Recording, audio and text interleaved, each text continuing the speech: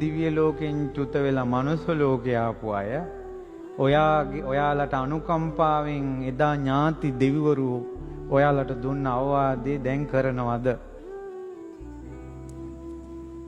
මෙතන ඇති තරුණ දූලා, තරුණ පුතාලා සමාජයට 1999න් මේ දහම් ගෝසාව පැතිරිලා, ධර්මයේ පැතිරිලා ලංකාවේ ඇහෙනකොට දෙවිවරු කියන්නේ නැති අන්න දහම් හඬ මනුලෝ පැතිරෙනවා.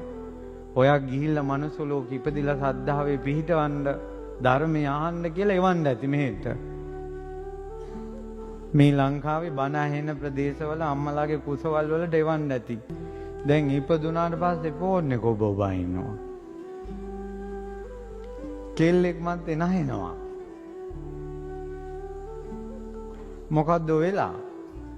අර දෙවිවරු කම්බුලට අත තියාගෙන ඉන්න. යකෝ අපි යැව්වේ මොකටද මේක මොකද්ද කරන්නේ?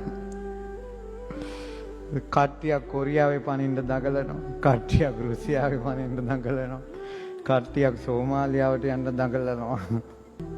ඉතින් කල්පනා කරනවා අයියෝ අපි යැව්වේ මොකටද මොන්ට මොකද්ද උනේ කියලා. ඊටාම සුළු කලයි මේ දහම තියෙන්නේ. සද්ධාවේ පිහිටන්න ලොකු අනුග්‍රහයක් ලැබෙන්නේ මේ යුගයේ විතරයි. යුද්ධ පැතිරුණොත් දහම පුරුදු කරන්න බෑ. ඒක අසමය සමය කාලේ නැසන එකක් යුද්ධය කියන්නේ. ධර්මයේ හැසිරෙන්න බෑ. යුද්ධ කලබල අරගල ඇති වුණොත් මේ වගේ එකතු වෙලා බනහන්න බෑ. පිංකම් කරන්න බෑ. ඔළුව කුරුවල් වෙනවා, ෆෝන් එකෙන්වත් බණක් අහන්න බෑ ඒ කාලෙට. නිවුස්මයි බලන්නේ කොහෙටද ගැහුවේ, කී දෙනෙක් මැරිලාද, අතන මොකක් වෙලාද කියලා බනහන්නේ නැහැ එතකොට. යුද්ධ කලබල කියලා කියන්නේ පින් තියෙන කෙනාට ධර්මයේ හැසිරෙන්න බැරි කාලයක්. සාගතේ දුර්භික්ෂය කියන්නේ පින් තියෙන කෙනාට ධර්මයේ හැසිරෙන්න බැරි කාලයක්. මේ තෙල් ප්‍රශ්නේ උග්‍ර වෙලා, බඩු මිල ඉහළ ගිහිල්ලා මිනිත්තු කුපිත වෙලා, මේක මොකක් හරි පැත්තකට පෙරලිලා ආය කණ්ඩ බොණ්ඩ හිග කාලයක් ආවොත් කොච්චර ඔයා ගාව සල්ලි තිබ්බත් කඩවල් වහලා නම්, බඩු එන්නේ නැත්නම්, තෙල් නැත්නම්, වියදම් වැඩි නම් ඒක ගේන්න යන්න ඔයාලට වාහනෙට තෙල් නැත්නම්, බහල් ගෙනාවට උයන්න ගෑස් නැත්නම්, දරත් නැත්නම්, ඒක මදිවට කරන්ට් එක ගියොත් ඔය වෙලාවට කණ්ඩක් බොණ්ඩක් නැතු ඉඳගෙන බනහන මිනිස්සු ඉඳි.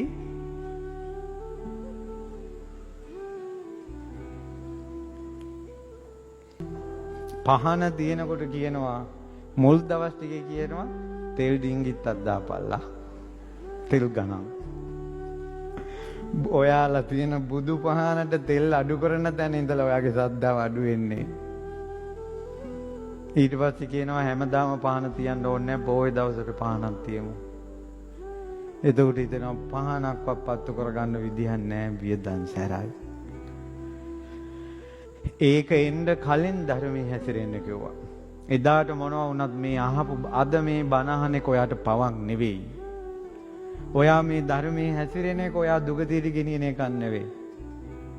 ඔයා මේ ධම්සෝන්දි බණ අහපු එක ඔයාට පස්සේ මොනවා වුණා මේක නම් ඔයාව අපායට ගෙනියන්නේ නැහැ. ඔයාව සුගතියට ඔසවලා දැම්මොත්, ඔයා මේ දුකෙන් එතර කළොත් මේ බණ අහන්න ආපු එකම තමයි ඔයාව උස්සලා දාන්නේ සුගතියට. ඔයාව එතර කරවන්නේ. ඒ නිසා සාගතයක් එන්න කලින් ධර්මයේ හැසිරෙන්න කිව්වා. දුර්භික්ෂයෙන් කලින් ධර්මයේ හැසිරෙන්න කිව්වා. සොර සතුරු කරදර එන්න කලින් ධර්මයේ හැසිරෙන්න කිව්වා. ආර්ථික හිගේ එනකොට, මිල මුදල් හිගේ එනකොට මිනිස්සු හොරකම් කරන්න ගන්නවා. තියෙන තැන් වලින් කඩන්න ගන්නවා, පොල් කඩනවා, පළතුරු කඩනවා, ගෙවල් කඩනවා, රත්තරන් හොරකම් කරනවා. එතකොට හැම වෙලාවෙම බයෙන් ඉන්න වෙන්නේ. මේ බනහලා යන ඩිංගට මොකක් වෙයිද කියලා ගින්දරෙන් ඉන්නේ. අනේ බනක්වත් අහගන්න යන්න විදියක් නැහැනේ මේ හොරු කරදරේ නිසා. එළිය දාලා තිබ ඇඳුම් කෑල්ල හොරකම් කරනවනේ මුන් කියන තැනට එනවා. හොරහතුරු කරදර එන්න කලින් ධර්මයේ හැසිරෙන්න කිව්වා. ඒ නිසා ඉදිරියට කොයි වගේ පරිසරයක් එයිද දන්නේ නැහැ. ඉතින් පින්වතුනි මේ ධර්මය අහලා ශ්‍රද්ධාවම උපදව ගන්න. හැබැයි මේ ශ්‍රද්ධාවේ කොටස් දෙකක් තියෙනවා. මොකද්ද? ඔව් අමූලිකා ශ්‍රද්ධාව සහ ආකාරවතී ශ්‍රද්ධාව. දැන් මම ඔයාලට විස්තර කරලා දෙනවා අමූලිකා ශ්‍රද්ධාවයි ආකාරවතී ශ්‍රද්ධාවයි.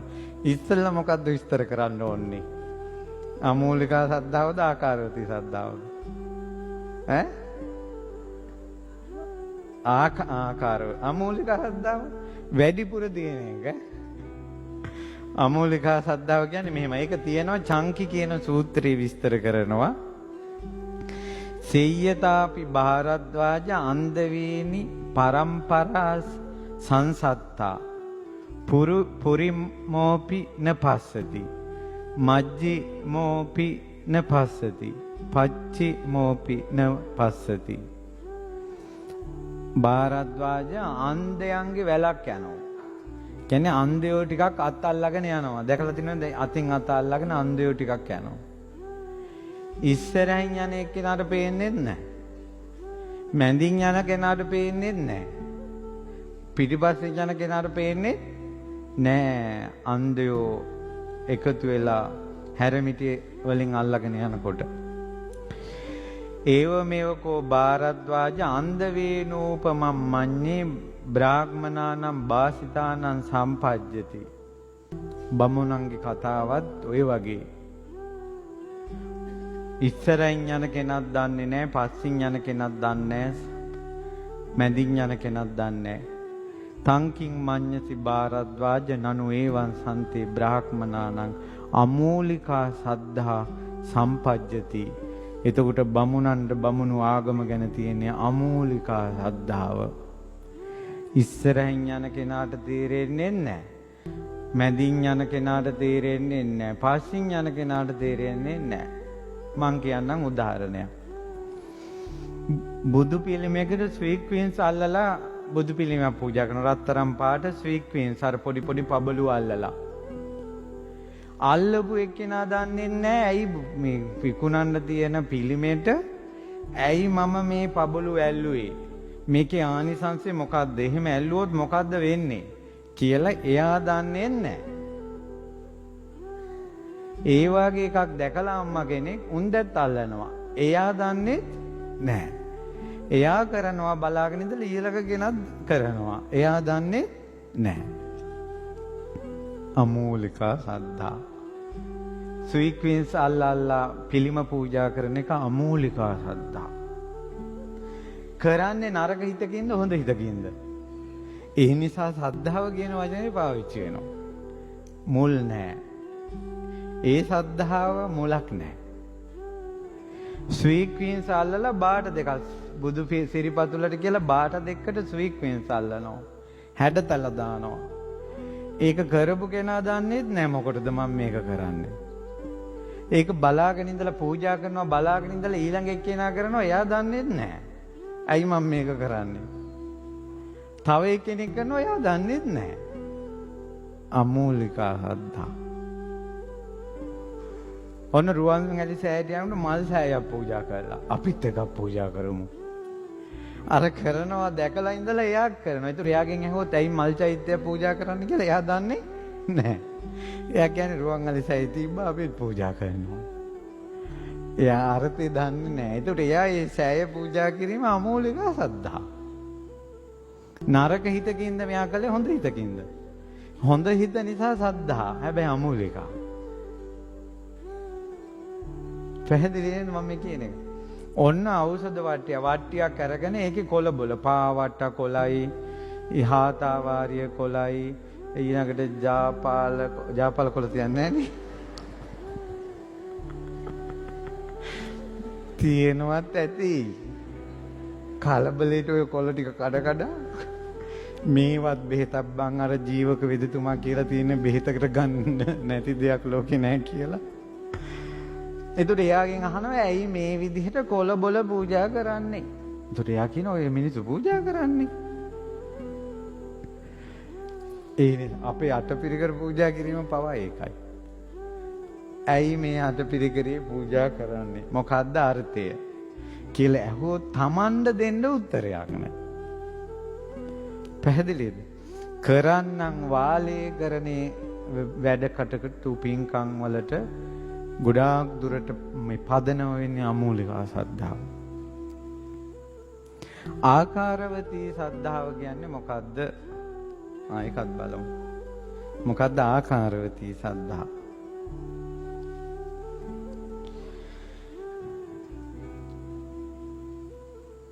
කෙනෙක්ගෙන් අහනවා ඔයාට ගොඩාක් හොඳ පිහිටි සද්ධාවක් තියෙනවා කියලා ඔයා කියන්නේ.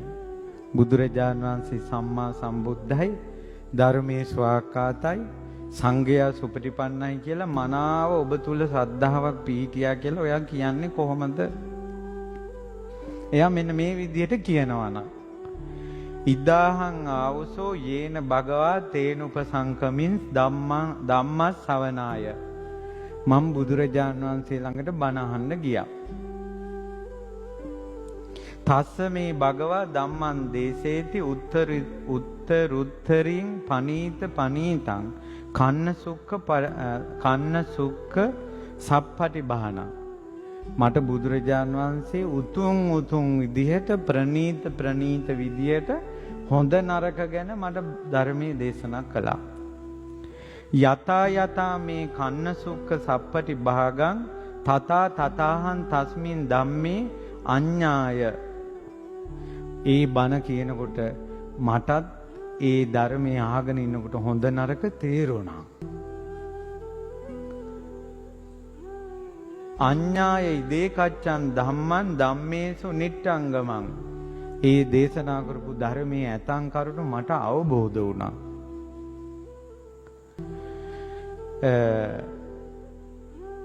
සත්තරින් පසීදන් ඒ ධර්මයේ අවබෝධ වෙනකොට මට ඒ ධර්මයේ කියපු බුදුරජාණන් වහන්සේ ගැන පුදුම පැහැදීමක් ඇති වුණා.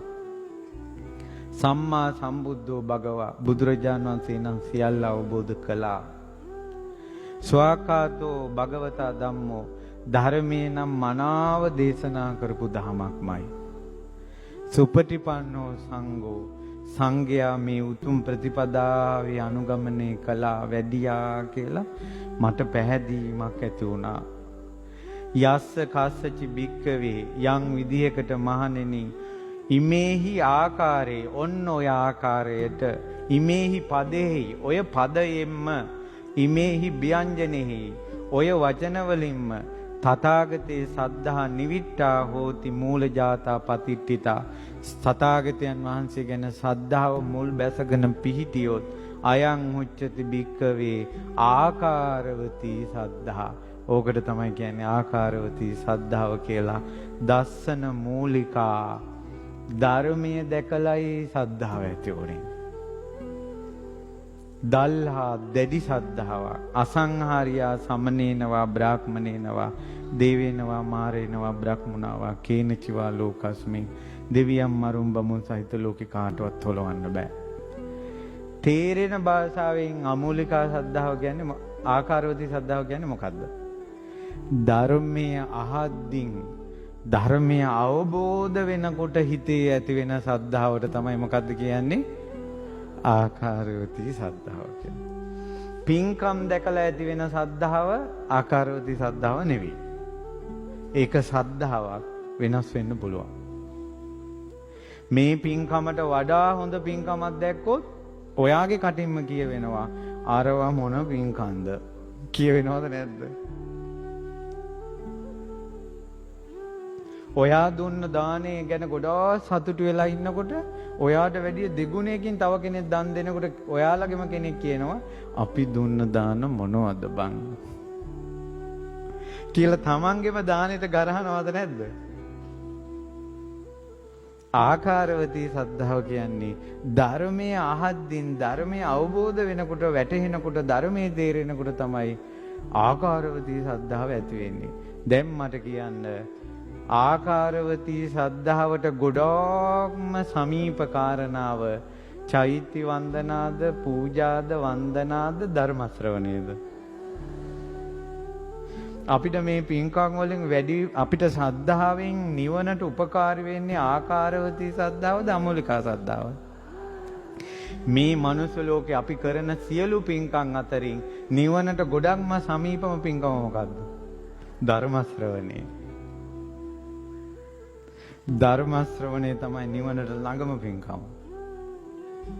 මේකෙන් තමයි ආකාරවතී සද්ධාව උපදින්නේ. පැහැදිලිද මම කියන එක? එක දවසක් ඔයා බණ අහන්න පැමිණීම දවස් 7ක් රුවන්වැලි සෑ වන්දනාවල් තිබ්බට වැඩිය නිවනට ළඟයි. එක දවසක් බණ අහන්න එන එක. ඒ නිසා දවසට ඔයාලා මාසෙට එක වතාවක් හරි මේ ධම් සුවඳට එන එක මේක නිවන අරමුණු කරපු එකක්. ධම් සුවඳ හදවතට දැනෙනකොට ඇති වෙන සද්ධාවට තමයි කියන්නේ මොකද්ද? ආකාරවතී සද්ධා. මල් සුවඳ නහයට එනකොට නෙවෙයි. සඳුන් සුවඳ නහයට එනකොට නෙවෙයි. මොකක් හදවතට දැනෙනකොට ආකාරවතී සද්ධාව පැන නගින්නේ? ධම් සුවඳ දැනෙනකොට. දැන් මේකෙන් කියන්නේ අනිත් පින්කම් වැඩක් නැහැ කියලාද? නෑ. ඒවත් කරන්න ඕන. මේවා දැනෙනකොට ධම් සුවඳ දැනෙනකොට ආකාරවතී සද්ධාව ඇති වෙනකොට බුදුරජාන් වහන්සේට කොච්චර මල් පිදුවත් මදි.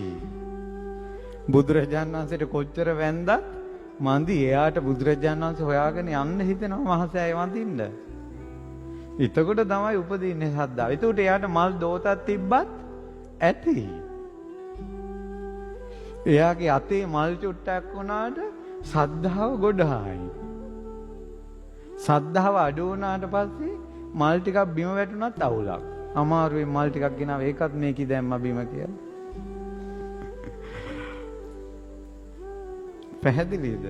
එහෙනම් අපි ගොඩාක් පුරුදු කරන්න ඕනේ ආකාරවතී සද්ධාව. අමෝලික සද්ධාව තමයි සියලු දෙනාට තියෙන්නේ ඇත්ත කතා කළොත්. දුරු දකින්න දෙහෙට පහදිනවා අපි. ධර්මයේ අහන්න අවබෝධ වෙන්න හිතේ ඇති වෙන සද්ධාව තමයි ආකාරවතී සද්ධාව. මේක ඇත්තටම දස්සන මූලිකා ධර්මී දැකීමෙන් තමයි ආකාරවතී සද්ධාව උපදින්නේ.